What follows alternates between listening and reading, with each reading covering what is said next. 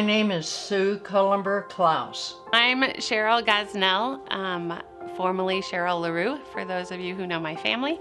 Born and raised on the Arizona District, I am currently the pastor of prayer at Turning Leaf Church of the Nazarene. Memories for me go way back. I'm told that I went to the first camp at Prescott in my mother's womb. My father, James F. Cullumber, always took loads of kids from all over southern Arizona to the campgrounds, and he was one of the leaders up there. Even to this day, I have adults come up to me and say, "Your dad took me to camp when I was just a kid." And of course that makes you feel good.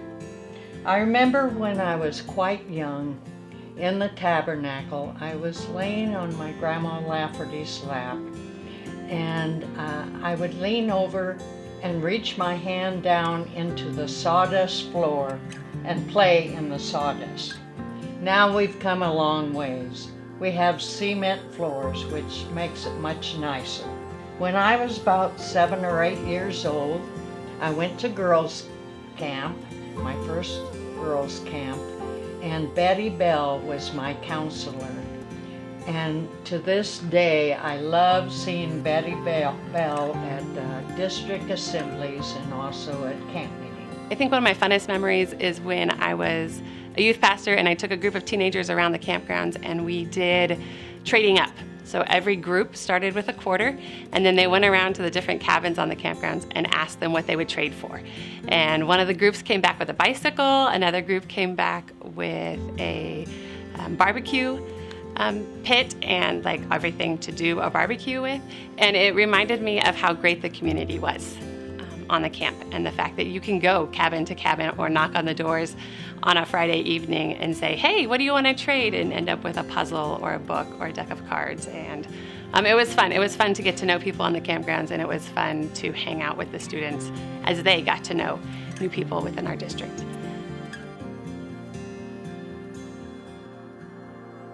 Going to camp was always a renewal time, and it was great to see so many other Christians my age that were not in our church, but yet we could go up there year after year and feel like we're all working toward the same thing.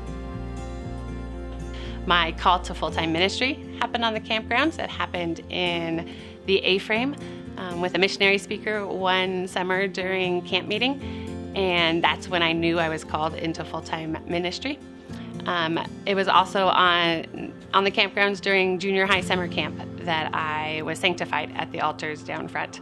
That realization and remembering of I can't run my life by myself, and giving it all to God to take control of, because He does a much better job at it than I do.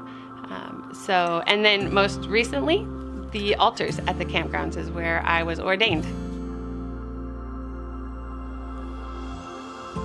I remember Benjamin Reed, and he was an exciting black preacher that just really was so interesting to talk to.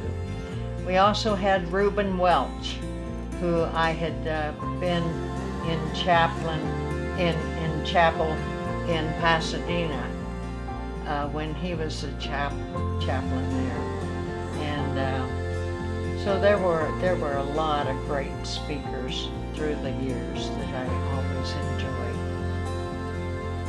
I remember one summer when Kristen Farley was speaking, and she was talking to us about who God created us to be and who He calls us, and the identity He has given us versus the identity that the world has given us.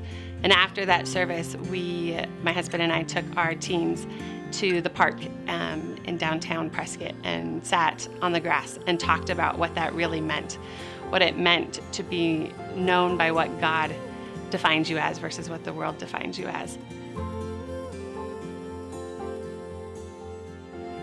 Oh, I think Doug has really moved everything up a notch, especially with the swimming pool. They don't have to go to Granite Dells.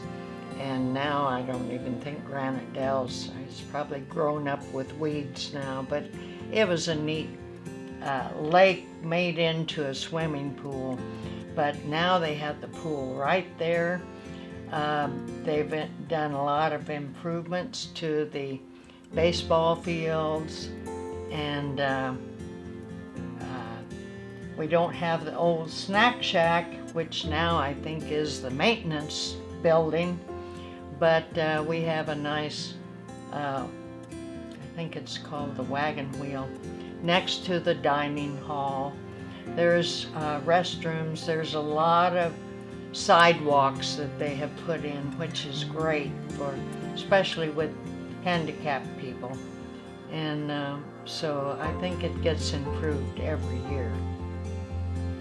I think one of the biggest memories or things that most of us have noticed is the change in the tabernacle itself, putting in real windows versus the big push-out flaps.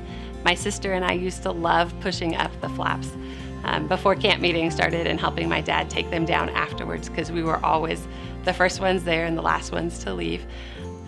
But it's nice having it winterized and being able to go up during winter retreat with the ladies now for the district, and not being quite as cold as it has been in the past. So adding additional space in the campgrounds and making it usable year-round is nice.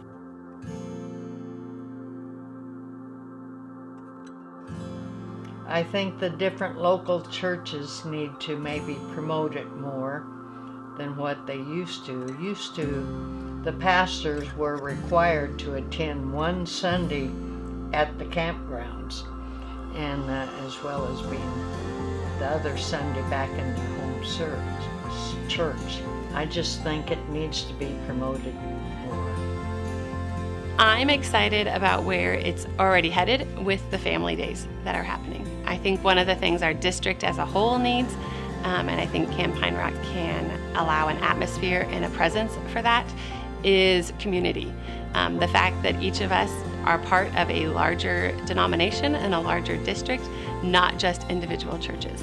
I try to instill that in my kids by going to district assembly and participating in district camps, but I think that Camp Pine Rock as a whole allows for a place for us as a district to gather together, to be reminded that the church is bigger than those that meet together on Sunday morning.